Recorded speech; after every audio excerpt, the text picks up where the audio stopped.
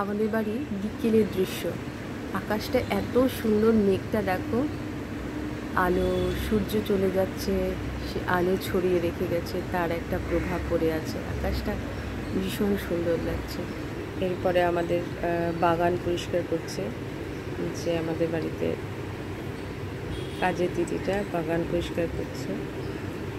ভীষণ জঙ্গল হয়ে আছে, সেই জন্য।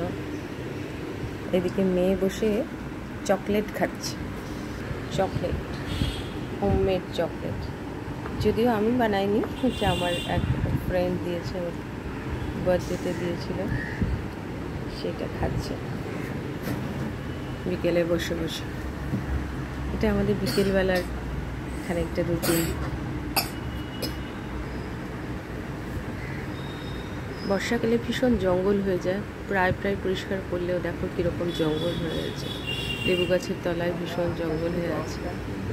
তার সাথে এই যে সূর্যের যে আলো রশ্মিটা ফেলে যাওয়ার আকাশের দৃশ্যটা বিকেলবেলা, মানে বিকেল পড়ে গেছে, প্রায় সন্ধ্যের দিকে আসছে, এই সময়টা অসাধারণ লাগে।